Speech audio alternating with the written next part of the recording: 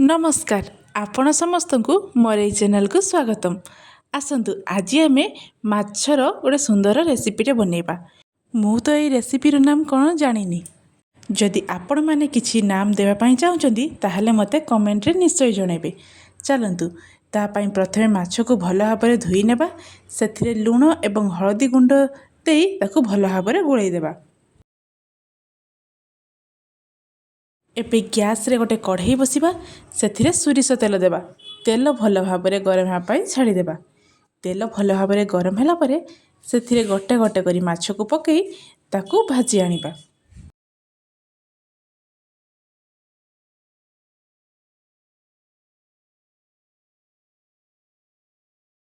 मझिरे मझिरे माछ को एमिति उलटाई देबा। दुई साइड ब्राउन कलर हैला परे ताकू गोटे प्लेट को बाहर करी आनिबा। एबे देखंतु माछ हमर ब्राउन कलर होई गलानी, ताकू गोटे प्लेट को बाहर करी आनिबा। एमिति सेम प्रोसेस रे आउ माछ गुडी को मध्य छाणी आनिबा।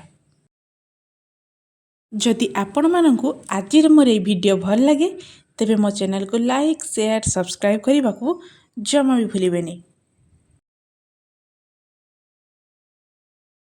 तापरे आमे गोटे कैप्सिकम को एमती छोटे छोटे करी काटी नेबा, गोटे पियाज को मध्य एमती काटी नेबा एवं गोटे टमाटो को मध्य काटी नेबा। तापरे जो बड़का तेल थिला सेथिरे आमे कैप्सिकम एवं पियाज टमाटो को पकई हल्का गोटे मिनिट पर्यंत भाजी नेबा। गोटे मिनिट भाजिया परे ए सब को मध्य गोटे प्लेट को बाहर करी आनिबा।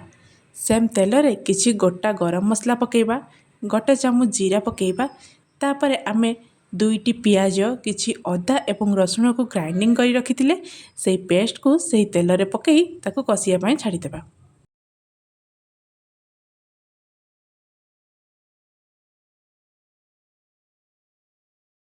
सेथिरे अधा चामच हळदी गुंड, स्वाद अनुसार लुण, गोटे चामच लंका गुंड, गोटे चामच जीरा गुंड, गोटे चामच धनिया गुंड पकई मसला को भल भाव में कषि नेबा। गैस रो फ्लेम को आमे मीडियम रु लो रे रखिबा। एबे सेथिरे अल्प पानी देबा एवं मसला को 3 रु 4 मिनिट पर्यंत कषि नेबा, जेते पर्यंत मसला रु तेल न बाहरिसी। एबे देखंतु मसला रु केते सुंदर तेल बाहरिलानी एवं मसला मध्य कषि जाइछि। तापरे सेथिरे गोटे कप पानी देबा एवं पानी को फुटिया पई छाड़ी देबा। पानी 2 मिनिट फुटिया परे सेथिरे आमे भाजी रखिथिबा माछ को पकेइबा। पुणी थरे 3 मिनिट पर्यंत फुटिया पई छाड़ी देबा। एबे देखंतु तरकारी भल भाबरे फुटी गलानी।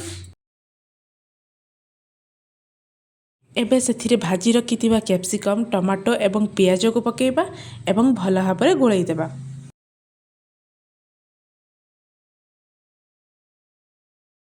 शेषरे किछि कस्तूरी मेथी पकेइबा एवं गोटे चामच गरम मसला पकई माछ को भल भाबरे गोळै देबा।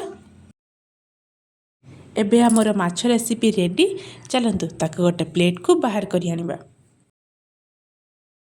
माछर ग्रेवी मध्य बहुत सुंदर देखा जाउची एवं रेसिपीटी मध्य बहुत सुंदर देखा जाउची एवं खाया पाई मध्य बहुत टेस्टी। थरे मो प्रोसेस रे माछ को एमिति बनातु देखिबे, गरम भात सह एही रेसिपी को खाया पाई बहुत भल लागिबो एवं मते कमेंट रे जणाइबे रेसिपीटी आपण मानकु केमिति लागिला। Thank you.